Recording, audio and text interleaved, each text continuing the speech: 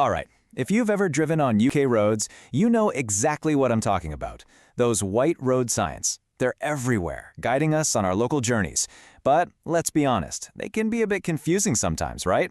Well, today, we're going to jump into the driver's seat and decode these things so you can navigate with total confidence. Let's get into it. You know that feeling? You're driving somewhere you don't really know, and suddenly you're faced with a sign that looks more like a circuit diagram than a road sign. Yeah, we've all been there. These signs are absolutely packed with information, and that's exactly what we're going to untangle today so you can read them like a pro. So, what are these signs officially? Well, they're called non-primary route signs. Basically, if you think of the road network like a tree, the big blue motorway signs are the trunk, the green primary route signs are the main branches, and these white signs? They're all the smaller branches and twigs, the local A and B roads, the quiet country lanes, the busy town centers. They handle all the local stuff. Okay, first things first, we're going to tackle what I think is the most critical skill of all, mastering tricky junctions. Because knowing how to read these signs is the difference between a smooth, easy turn and that heart-in-your-mouth last-second swerve. We definitely want to avoid that. Just look at this. The sign is giving you a bird's eye view of what's coming up. It's like a mini-map, showing you the exact layout of the T-junction. But, and this is super important, look closer. See that red triangle? That's a warning for a swing bridge. So this isn't just about which way to turn, it's a heads up that you might face some serious delays. It's telling you to be prepared. And this brings us to the most crucial point, getting in the right lane and getting there early. These signs are your absolute best friend for this. See how this one clearly shows 2 lanes going straight ahead and 1 lane dedicated just for turning right? Knowing that information well in advance is what stops those dangerous last-minute lunges across traffic. It's all about planning. Okay, the big one, the complex roundabout. I know, these can look really intimidating, but trust me, it's actually a simple 3-step process. Step 1, find your exit on the sign. Here, we're looking for the A50 towards the M1.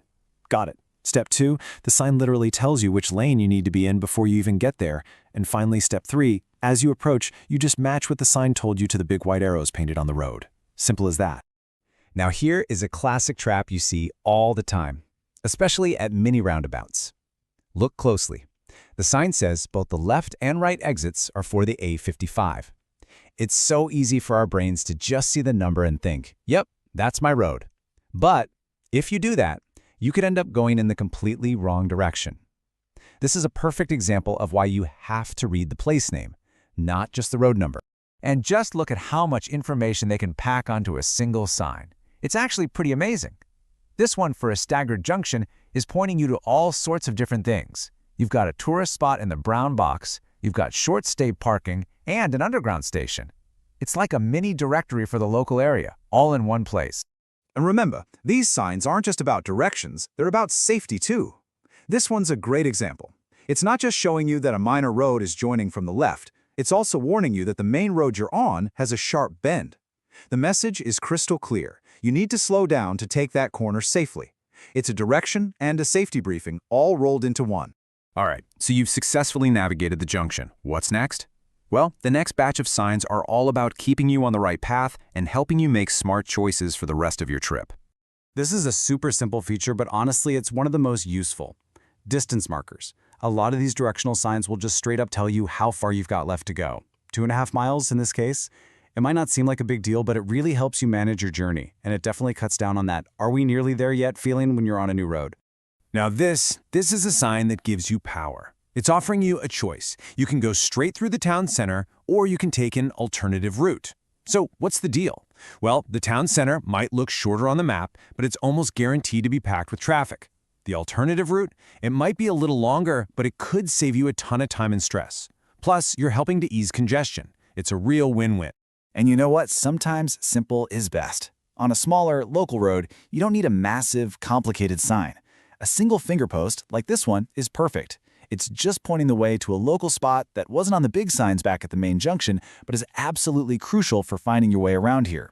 These are the signs that really connect the dots in our local communities. Okay, for our last section, let's talk about finding stuff. We're going to do a quick run-through of the signs that point you to all the essential local services and facilities you might need while you're out and about. Let's do a quick fire round. First up, practical stuff. Need to find the local recycling center? The signs are super clear, and that universal symbol makes it easy to spot, even at a glance. Next, trying to catch a train? Signs will point you to the station. And a little tip, look out for the logo. They'll often show the specific train company's symbol, so you know you're headed to the right one. And finally, what if your journey takes you across some water? You'll see this car ferry symbol well in advance of the junction, giving you a clear heads up that you're about to drive onto a boat. Okay, let's clear something up, because this is a subtle but really important difference. What's the deal with tourist signs versus service signs? Well, a tourist sign usually points to things inside a town, like a car park or toilets that probably have normal opening hours. A service sign, on the other hand, is pointing you to a dedicated service area, where you can pretty much expect facilities to be open 24/7. So, when you step back and look at the big picture, what are all these signs for? It's everything, really. They're guiding you to transport links like train stations, essential amenities like car parks, commercial spots like petrol stations, and tourist information. They're basically your complete pocket guide to any local area in the UK. Whew, we have covered a lot. So let's boil it all down. I want to leave you with 3 simple golden rules you can take with you on your very next drive. Here they are. Rule number 1, get in your lane early. Use the signs to make your decision way before the junction.